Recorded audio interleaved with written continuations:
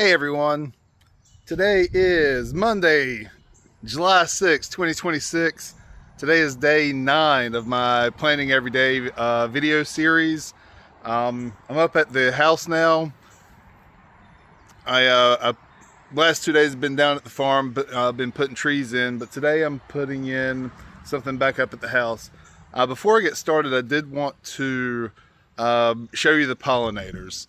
It rained last night. It's nice and sunny. It's a light breeze today, and the pollinators in the garden behind me are going nuts. So I did want to kind of show that off a little bit before we got started on what I'm putting in the ground today. So we'll switch cameras. And this is the African blue basil, and I hope this is really coming up on the phone, but the bees are on it. There's this little wasp looking insect on it. There's a tiny little bumblebee, or not a bumblebee, but a bee of some sort. I still haven't learned the bees yet, like is this a bumblebee? Is this a honeybee? I don't know, but it's the tiniest bee I've ever seen on this, just working. Let's see, I think he's on this one here. He's on the other side. Did he leave? Either way, there's these big, huge bees, and there's that tiny, oh, there he was. There's this tiny little guy right here. Hey, look at this tiny little guy. He was cool. I mean, he's a tiny little bee. And then there's this scary looking guy. Let's see if I can find him on I think that's him right there. Yeah, he's scary looking. We'll walk around a little bit. There's not much on the black-eyed Susans right now. The African blue basil is always going nuts. Bee balm, not much. The blazing star is getting, at least earlier was getting like this kind of hover fly. I'll give it a second there to see if anything decides to pop up on it. I guess not. Not much going on over here. Little house phlox. Nothing's on it. The zinnias are, there's a little butterfly on it. A little butterfly on, oh, and he ran off. Of course, that's what I do. There is a few things on the butterfly weed. And again, these are the craziest looking, like wasp. I have no clue what these are. If I was into bugs more than plants, I would just plant the plants for the bugs. There's not a whole lot on the zinnia. I guess they're not really producing nectar right now because they are normally wrapped up in it. This is my beauty berries. They are in flower, and they're supposed to be pollinator plants, but I really don't typically see a whole lot on these guys. Go through here. That's my narrow leaf mountain mints. Not much on that right now. There's another zinnia. I forgot the name of. Oh, there's a nice little couple butterflies here. Cool. And they're a little flighty. We'll go around. All right, we're over here by the mountain mint. The mountain mint is typically wrapped up in all kinds of crazy. Yep. There's something right there. There's apparently up top is a little more interesting than where I'm at right now.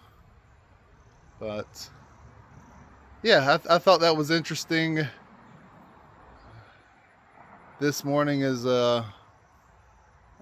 again a very busy place over here in the garden.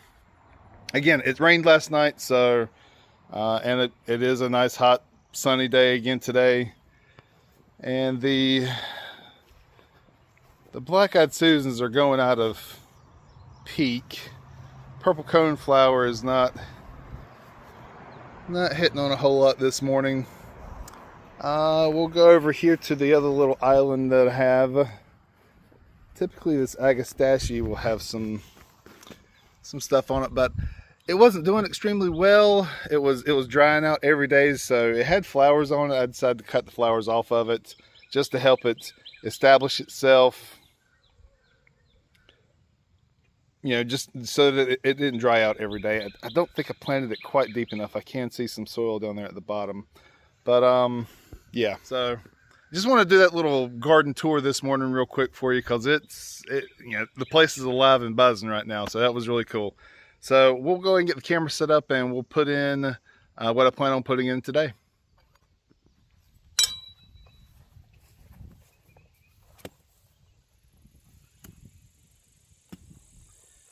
All right, so today, plant of the day is Yarrow.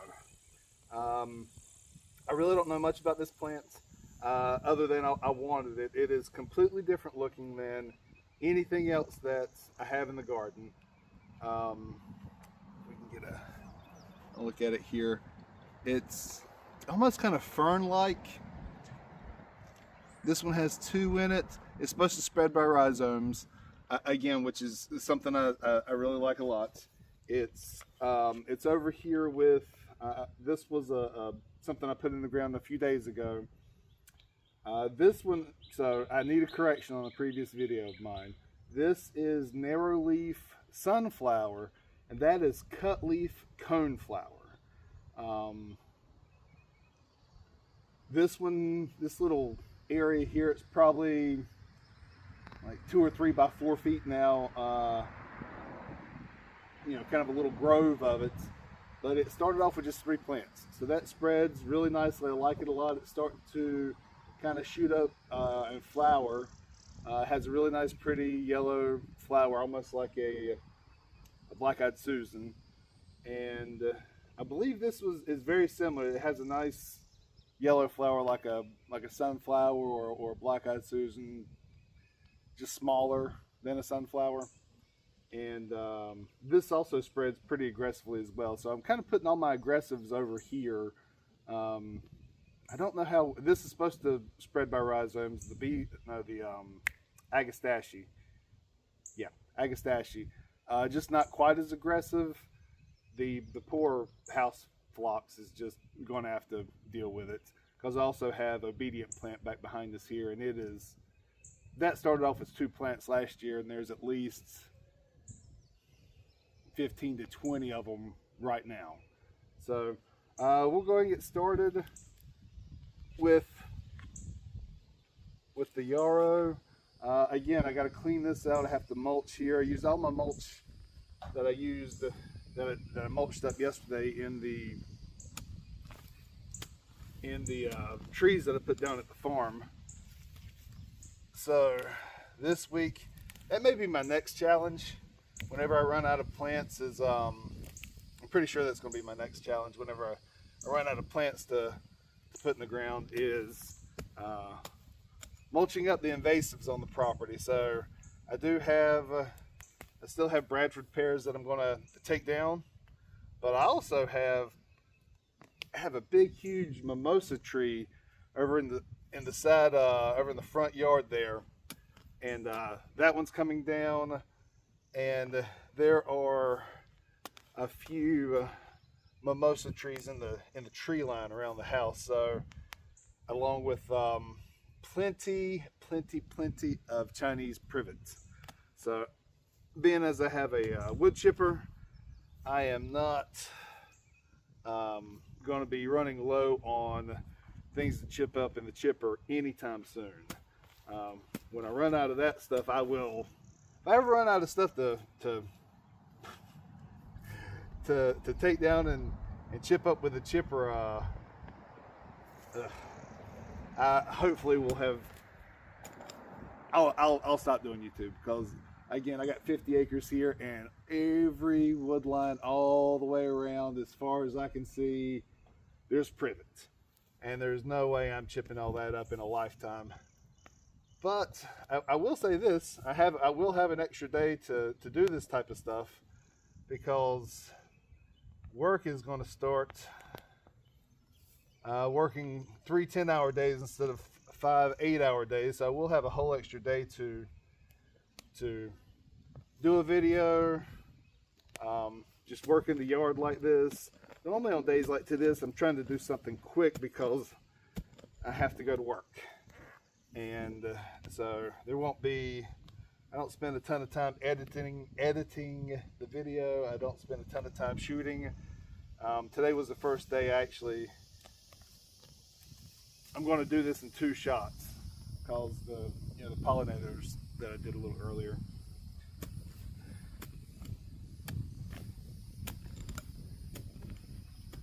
And again, this cultivating tool has very quickly become my absolute favorite thing to use.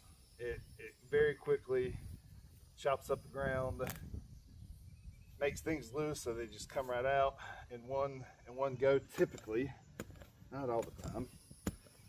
And I want to get this kind of put this yarrow like right here, kind of again give it a little space from so it can spread and not choke out, not start competing with other stuff right yet. I know it will, and at that point I'll probably be hopping in here, dividing them up, and selling them. I do eventually want to kind of start a little nursery, but I have to get good at all the growing of the plants part, because I just feel like that's kind of the steps to take in starting a nursery. But I do enjoy gardening. Hopefully most people that watch this do as well. I think what it really is, I enjoy pulling weeds more than anything, because that is actually most of gardening is the thing I have learned. It's not like oh my goodness gracious. It's not like owning a fish tank where you spend one day a week or a month working on it, and the other time sitting back and enjoying it. No, you want to do this, you're going to be pulling weeds quite a bit, unless you just spray everything. And I really don't like spraying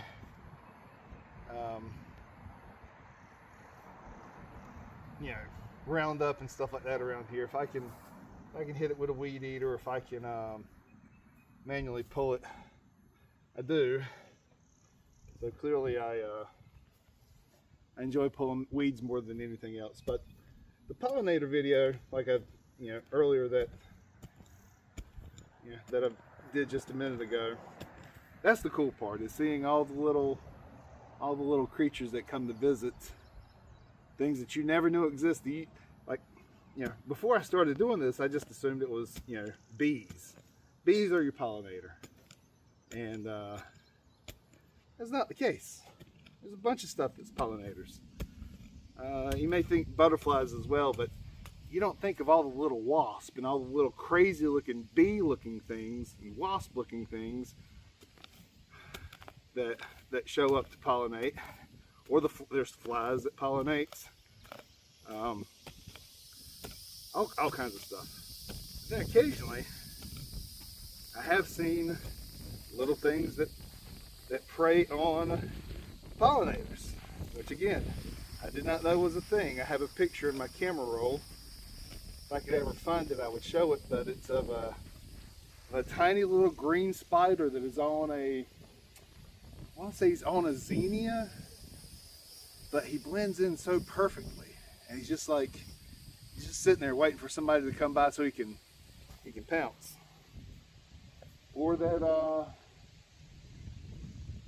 the pollinator garden inadvertently attracts dragonflies, because dragonflies need to eat. They'll come over here and they may pick off a couple of these little flies that are buzzing around. Just cool stuff. And I think everything I've posted on the channel so far has been native, but which is kind of, I think once the native bug kind of bites you, it's tough to go back. But I do still enjoy zinnias and the basils that are excellent pollinator plants. Basil Serves a separate function though. You can't eat it, and it's delicious. You can eat some of this other stuff, but I do not know enough about it to start chewing on some of the ornamental plants in my garden quite yet. I may get there. I don't think it's going to be very anytime soon though. Alright, I'll get the rest of this stuff later. We'll go ahead and get the yarrow in the ground. I'll put some water to it. We can call it a day.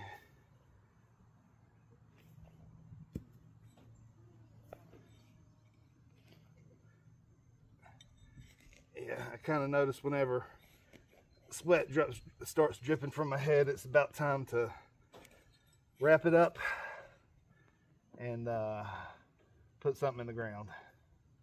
So I'll do this. I got this again. I got this this from my buddy Pete over in Greenville. That's what I did. I think Friday I went and got a handful of things from him. And I really wanted this yarrow because I heard it. Ooh, we're in there. All right, cool. Yeah, it looks like it was already starting to send little runners out, and they wrapped around. So we'll put you right there.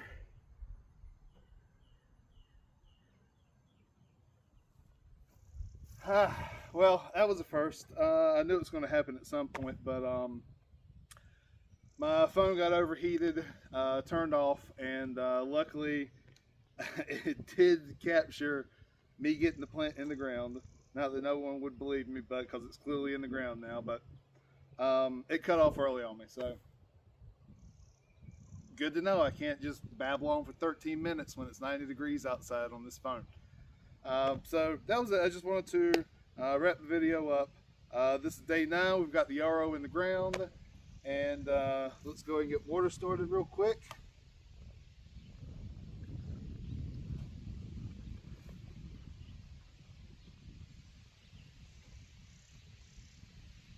All right, cool. Water started. Thanks for watching. We'll see you tomorrow for day 10.